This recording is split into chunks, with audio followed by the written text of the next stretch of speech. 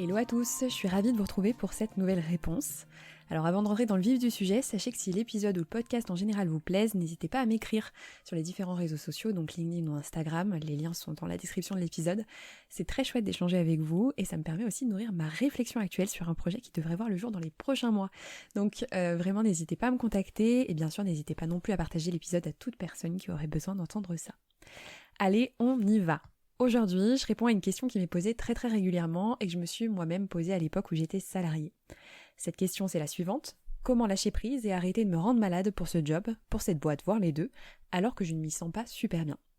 Alors ça peut être pour plusieurs raisons qu'on s'y sent pas bien, parce qu'on n'a pas les moyens de bien réaliser notre mission, parce qu'on n'a pas la reconnaissance qu'on estime mériter, parce qu'on bosse pour une boîte, pour un manager dont on ne partage pas les valeurs, parce que notre job nous prend trop de temps, que ça empiète sur nos autres domaines de vie, etc.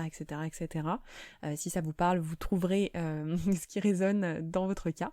En tout cas, voilà, c'est ce type de situation où en fait on en arrive à subir notre engagement professionnel, à limite refouler notre professionnalisme et à s'en vouloir d'être consciencieux. Alors la première question qu'on peut se poser, c'est pourquoi est-ce qu'on en vient à ressentir ça ?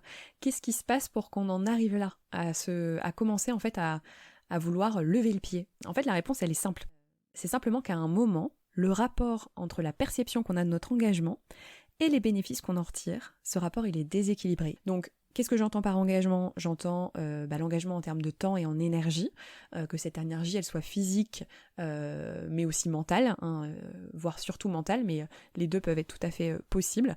On pourrait très bien imaginer le fait de beaucoup travailler, beaucoup réfléchir, être vraiment très présent mentalement, et puis en plus avoir des déplacements, ou alors avoir un job qui a aussi des aspects physiques. Donc voilà, ça peut être l'un et l'autre, l'un ou l'autre, vraiment tout est possible. Et de l'autre côté, au niveau des bénéfices, alors bien sûr c'est propre à chacun, mais on va retrouver la reconnaissance en fait de cet investissement, qu'elle soit verbale, qu'elle soit publique, qu'elle soit privée, mais qu'elle soit aussi financière, la considération de nos managers, la prise en compte de nos besoins, le fait que par exemple on ne nous prenne pas la tête pour prendre un jour de congé, qu'on reconnaisse qu'on a bien travaillé, qu'on soit capable de nous dire ce genre de choses, et qu'on ne tire pas sur la corde. Je sais qu'il y a des personnes qui se retrouvent là-dedans, mais parfois ce qui rend fou, c'est de se dire je travaille, et en fait comme on peut compter sur moi, en fait plus j'en fais, plus on m'en donne. Donc ce truc un peu de finalement on se pose pas la question de ce dont j'ai besoin, et comme on est engagé, consciencieux, etc., et on a nous-mêmes en fait du mal à poser des limites. Donc quand notre engagement il est récompensé entre guillemets, comme on estime qu'il doit l'être, parce que c'est propre à chacun, chacun a sa propre perception de ce qu'est la récompense, en tout cas l'équilibre juste entre engagement et bénéfice. En tout cas quand c'est du coup équilibré, eh bien ça va. Par contre, quand on observe un déséquilibre, ce qu'on ressent d'abord, et ensuite on met des mots dessus, mais c'est quelque chose au départ qu'on ressent, en fait il y a une forme de contradiction intérieure qui se crée. Je m'explique. C'est un moment où en fait on ne perçoit plus notre engagement comme rentable. En fait notre engagement devient plutôt un coût, c'est-à-dire que c'est plus un engagement en temps et en énergie qui est récompensé, ça devient un coût en temps, ça devient un coût en énergie. Et ce qui se passe, c'est que pour rééquilibrer la balance, notre premier réflexe va être de vouloir diminuer notre engagement. Logique. Le problème, c'est qu'en faisant ça, c'est comme si une partie de nous mourait. Alors avant de rentrer dans le détail, je tiens à préciser que c'est effectivement une bonne démarche à avoir dans un premier temps pour se protéger et accessoirement éviter le burn-out. Si vous n'avez pas encore écouté l'épisode précédent, donc l'épisode 7 de la saison 2 avec Séverine, elle y décrit le profil type du burn-out. Et ça résonne fortement avec ce que je suis en train de vous expliquer, cette notion d'engagement, de tout donner, d'avoir naturellement ça à l'intérieur de nous. Donc la réaction de vouloir lever le pied, de plus se rendre malade pour son job, elle est tout à fait légitime. C'est vraiment un mécanisme de défense de notre organisme, et donc voilà, c'est quelque chose effectivement à prendre en compte. Mais là où je veux en venir, c'est que si on s'arrête à ça, je réitère mon propos, c'est vraiment comme si une partie de nous mourait. Donc, la première chose dont vous devez prendre conscience, c'est que si vous en arrivez à vouloir lever le pied au niveau de votre job, ce que ça révèle, c'est votre nature profonde pour qui le travail occupe une place importante. Ce que ça signifie, c'est que oui, s'investir dans un job, dans une mission, pour un projet, pour un collectif, peu importe, c'est important pour vous. Ce que vous voulez ressentir, c'est ce sentiment d'utilité qui est absolument humain. En fait, absolument. On va créer un nouveau mot. Donc la première étape, c'est vraiment de prendre conscience de ça et d'arrêter de lutter contre votre nature, contre qui vous êtes, parce que toute l'énergie que vous mettez pour lâcher prise, c'est en réalité de l'énergie que vous dédiez à vous battre contre vous-même. C'est fou quand même, hein, mais vraiment je pèse mes mots. En fait, c'est quelque chose qui me touche parce que moi-même je l'ai vécu et que je vois certains de mes proches, plus ou moins proches, vivre ça, que j'ai eu plusieurs discussions au mois d'octobre avec certains d'entre vous où c'est ce que vous ressentez en fait, parce qu'il y a l'énergie de septembre, bon, on n'a pas trop le temps de réfléchir et puis bim, en fait ça retombe et on se retrouve dans ces situations-là. Et en fait, c'est fou de voir que quand on est dans cette situation, on met tellement d'énergie là-dedans que d'une part on s'épuise, mais surtout petit à petit en fait c'est notre estime de nous-mêmes qui diminue, qui s'éteint.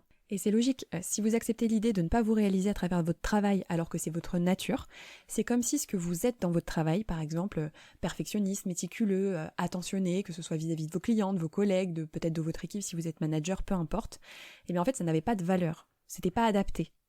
Puisque vous considérez que finalement l'engagement que vous mettez là-dedans, peut-être à bien faire votre travail, à que ce soit d'un meilleur niveau possible, etc. En voulant du coup diminuer cet engagement, je pense que vous sentez là, le fait que je le dise, l'absurdité du truc. En fait, c'est renier les plus belles parties de vous, quoi. Donc c'est pas normal. Bref, vous allez me dire, Rosanne, maintenant comment je fais concrètement. Donc, dans un premier temps, la meilleure chose à faire, c'est de voir si vous pouvez rééquilibrer cette balance engagement-bénéfice perçu dans l'environnement dans lequel vous êtes. L'idée, c'est de sortir en fait de ce paradigme de je nivelle par le bas, donc mes bénéfices en fait ne sont pas à la hauteur de l'engagement, donc je diminue l'engagement. Il faut sortir de ça pour changer de perspective et se dire ok, je nivelle par le haut. Je décide que la base, c'est la perception que j'ai de mon engagement. Et donc, l'idée, c'est vraiment de prendre cet engagement comme référence en fait. Et donc là, demandez-vous quel bénéfice vous aimeriez avoir et demandez-le vous vraiment. Parce que comme je vous le disais plus tôt, en fait ça part souvent d'un ressenti global. On a du mal à mettre des mots sur ce qui ne va pas en fait. Donc si vous ne savez pas ce que vous souhaitez, par exemple, est-ce que c'est des meilleures conditions de travail? Quel type de conditions de travail? Est-ce que c'est la reconnaissance financière? Comment concrètement en fait vous estimez la valeur de votre travail? Peut-être que vous souhaitez avoir quelqu'un pour vous aider, peu importe, il y a plein de façons, c'est à vous vraiment de vous poser cette question-là, de vous dire ok en fait, qu'est-ce qui pourrait rééquilibrer la balance? Parce que si vous ne savez pas ce que vous souhaitez, c'est là où je voulais en venir, et en fait vous ne saurez pas demander ce dont vous avez besoin. Et donc votre entreprise, elle ne saura même pas que vous êtes dans cet état, et elle saura encore moins quoi vous donner en fait, et elle saura encore moins si c'est possible de vous donner ce que vous souhaitez. On peut pas supposer en fait que parfois on peut vraiment être surpris, et ça c'est vraiment important, c'est qu'on a l'impression qu'on pourra pas avoir dans notre environnement ce qu'on souhaite. Mais tant que vous le demandez pas, tant que vous êtes même pas au clair vous avec ce que vous souhaitez, forcément, il y a la réponse derrière, elle peut pas être claire. Donc déjà, première chose, regardez vous ce que vous voulez et verbalisez-le, demandez-le, posez-le consciemment et déjà, c'est une vraie première étape. Si après avoir exploré ces options, vous arrivez au constat que vous ne pouvez pas rééquilibrer la balance par le haut dans votre environnement actuel, alors il est grand temps de se poser. Alors peut-être de se mettre à la méditation, au yoga, de prendre des vacances pour lâcher prise, ça fera pas de mal c'est sûr, mais aussi pour réfléchir à un projet pro qui vous anime vraiment. Je le répète, pour en arriver là, c'est que naturellement vous êtes quelqu'un d'engagé professionnellement, c'est dans votre nature, il y a des facettes de vous qui ont besoin de s'exprimer et qui s'expriment dans le travail. Donc plutôt que d'essayer de diminuer ce feu intérieur, de tempérer ce brasier que vous avez, l'idée ça va être de le rediriger dans un espace où il pourra vraiment s'épanouir. Est-ce que vous voyez la différence vraiment entre d'un côté un paradigme où j'éteins qui je suis parce que mon environnement ne l'accueille pas, ne permet pas à cette flamme d'être nourrie, et de l'autre côté, un autre paradigme où en fait je comprends que je ne suis pas un problème, je suis juste qui je suis, c'est pas parfait mais c'est qui je suis et chacun est unique donc voilà, et donc plutôt en fait que d'essayer de m'adapter et de me contraindre, je décide en fait que ce que je suis est juste, a une raison d'exister et donc je me change pas moi, je modifie l'environnement.